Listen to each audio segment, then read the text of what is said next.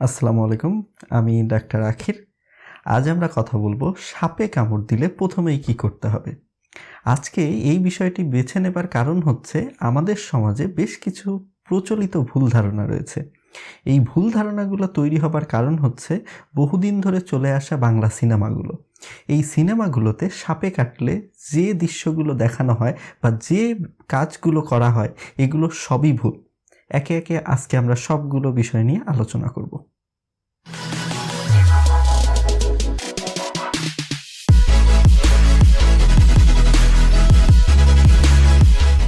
সিনেমার এই অংশে আমরা দেখতে পাচ্ছি একটা মানুষকে সাপে কামড়ানোর পরে কয়েকজন মানুষ জড়ো হয়ে তাকে কোথাও নিচ্ছেন।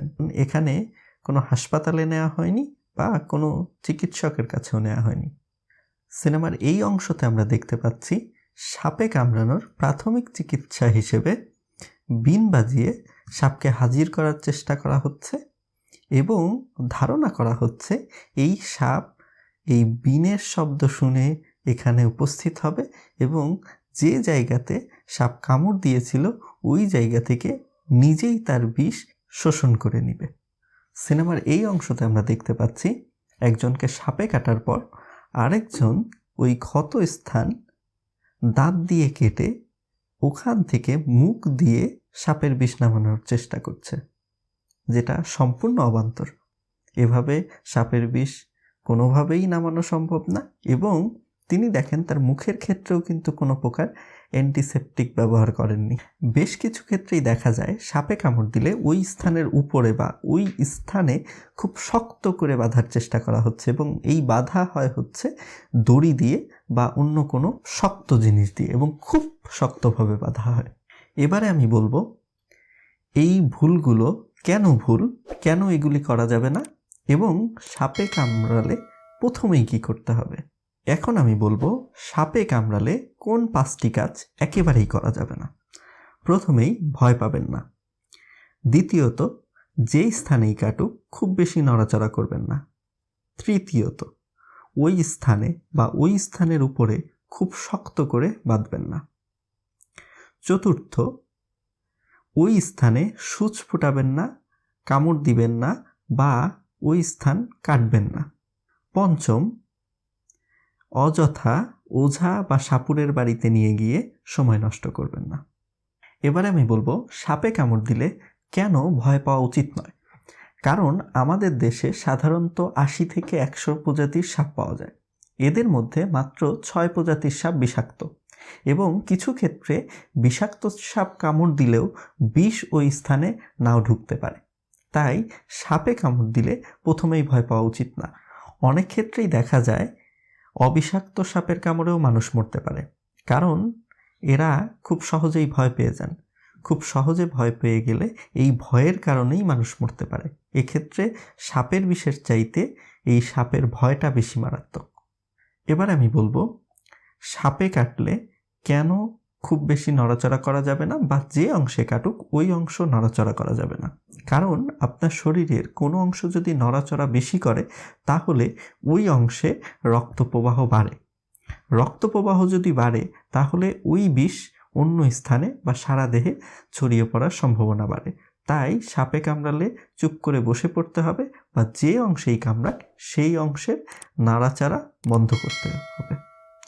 তৃতীয় ভুল হলো সাপে কামড় দিলে ওই অংশ বা ওই অংশের একটু উপরে দড়ি দিয়ে বা দড়ি জাতীয় কিছু দিয়ে খুব শক্ত করে বাঁধা। কিন্তু খুব শক্ত করে বাঁধলে ওই অংশে রক্ত চলাচল সম্পূর্ণ বন্ধ হয়ে যায়। সম্পূর্ণ রক্ত চলাচল বন্ধ হলে ওই স্থানে গ্যাংগ্রিন তৈরি হয় বা ওই স্থান পচে যেতে পারে, পরবর্তীতে কেটে ফেলতে হয়। আমাদের শরীরে 2 ধরনের রক্তনালী আছে। বাইরের দিকে থাকে শিরা। সাধারণত বাইরে যে রক্ত আসে হার্ট থেকে এই রক্ত হার্টে ফিরিয়ে নেওয়ার কাজ হচ্ছে শিরার, আর ধমনী যেটি ভিতরে থাকে সেটি দিয়ে হার্টের রক্ত সারা দেহে পৌঁছায়। সাপে যখন কামড় দেয় তখন আমাদের বাইরের অংশে কামড় দেয়, তার মানে সাপের বিষ আমাদের শিরাতে প্রবেশ করে। আমাদের বাধার লক্ষ্য হচ্ছে এই সাপের বিষ শিরা থেকে যেন দেহের ভিতরে প্রবেশ না করে।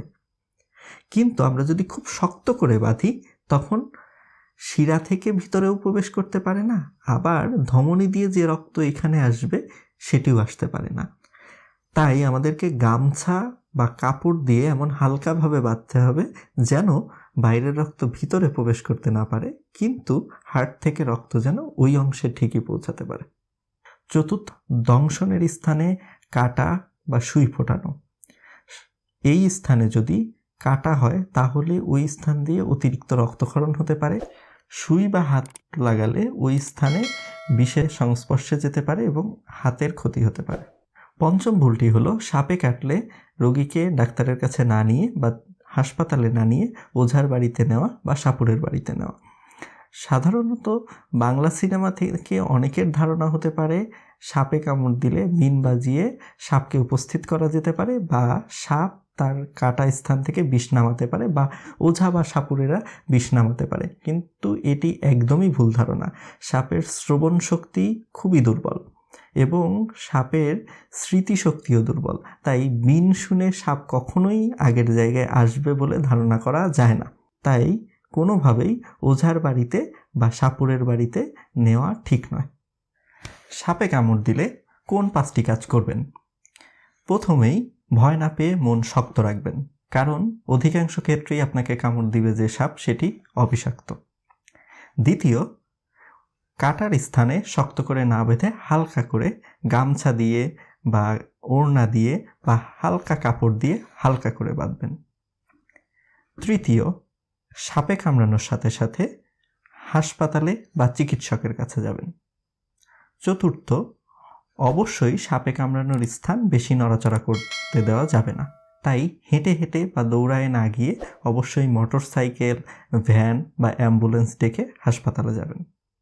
পঞ্চম, বাংলা সিনেমা বা সিনেমাকে শুধুমাত্র বিনোদনের জন্যই দেখবেন, এটিকে কখনোই জ্ঞানের মাধ্যম হিসেবে নেবেন না।